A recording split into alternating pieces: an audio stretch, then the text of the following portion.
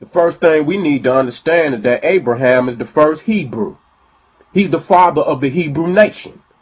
There is no Hebrews before Abraham. And according to this timeline, and the timelines vary, that on this timeline, he lives around the 18th century BCE.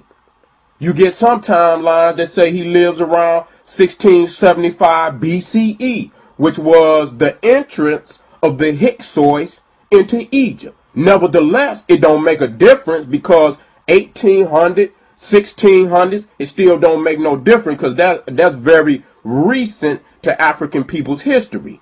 When you look at the matriarch Deknesh, which the crackers call Lucy, and our grandmaster architect multi-genius Imhotep, between Deknesh and Imhotep is 3.2 million years. 3.2 million years.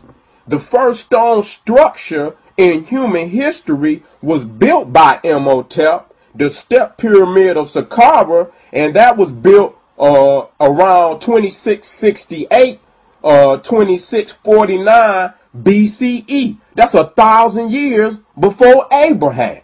That's 1,000 years before Abraham. And this was what was going on in Africa before the Hebrew even comes on the scene. So remember that timeline. Abraham is the first Hebrew. Now what you're seeing now is the Jewish Museum in New York City.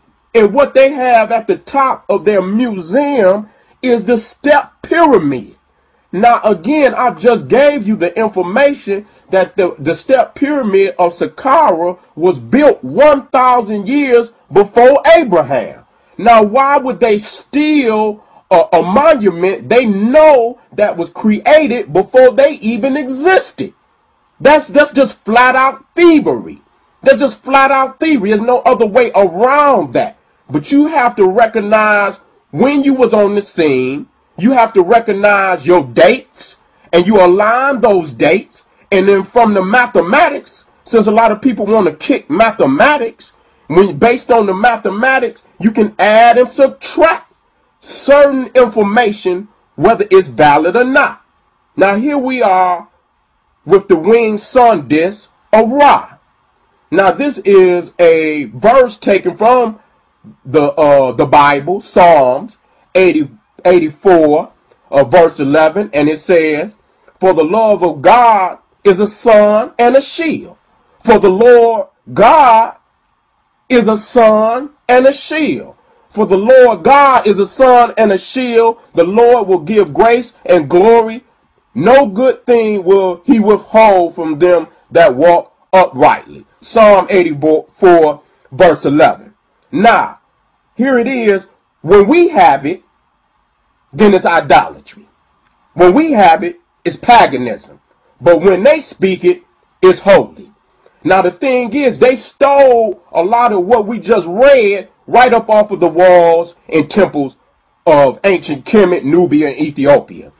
Just like I put it right up under the sun disk, it lets you know it fits right with the architecture. It fits right with the symbolisms off of the walls. Because that's where they stole it. That's why when you're dealing with the Bible, they can never show you any physical artifacts, because basically where they stole it from, if they give you images of what the verse is actually saying, it would be nothing but an imitation of what you've seen on the walls of ancient Egypt, Nubia, and Ethiopia. Now as we move to the next slide, it speaks, "But unto you that fear my name shall the Son of righteousness arise with healing in his wings, and ye shall go forth and grow up as calves of the stall."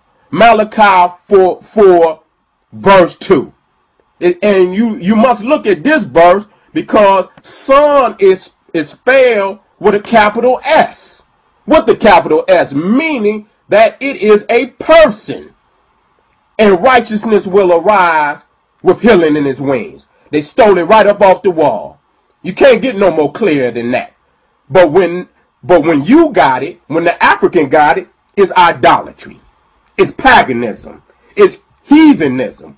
But when they speak it, it's holy. Now let's go on to what they call the Lion of Judah.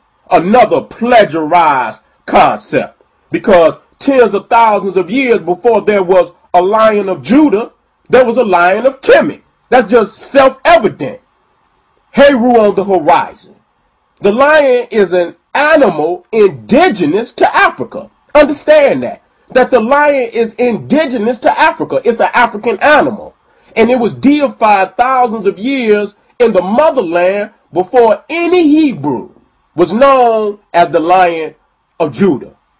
Now what you're seeing right here is I shot this at you because this is not from the Hebrews. This is from the Museum of Anthropology in Mexico. Now what you're looking at is an elephant. The fact is there is no elephants in the Americas. This is a testimony of where their knowledge was coming from. You got a damn elephant in their religiosity, in their spiritual concept. How did it get there? There's no elephants in the Americas. It was brought there by the Africans. So when you look at a lot of how people use certain animals, it lets you know where they got their knowledge from. The Lion of Kemet Kush, Taraka, 25th dynasty, 690 to 664 BCE. The Lion of Kemet, Amenemhet III, 1842 to 1797 BCE. All the kings of Kemet and Kush took on the role of the lion because it was the most powerful of all the animals. And you even see Sekhmet, the lioness, who was the goddess of war. So they even had the feministic side of that principle of the lion. Again, the Lion of Kemet Kush, Taraka. And this is taken from Proverbs 19, verse 12.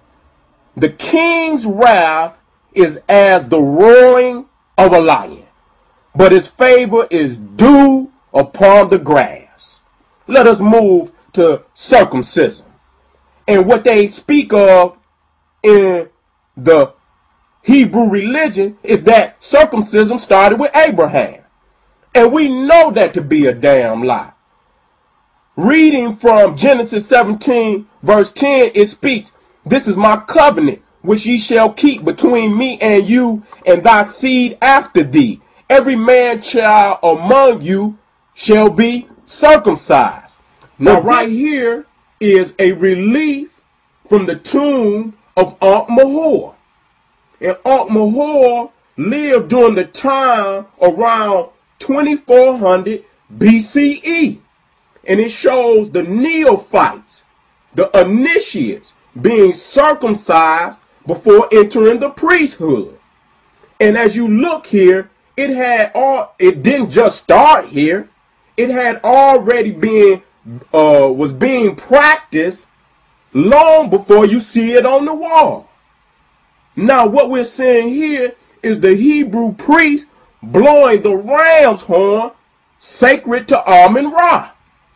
Now you was in Egypt for 430 years. You was in there for 430 years. You seen the practices. You seen the deities. You seen the animals that was sacred to the deities.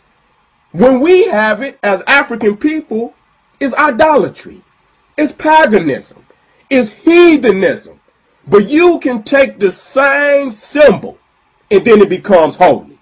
This shows our Sultan, Pharaoh Tutmosis III, with the ram horns representing Ra, clearly a part of his religious identification.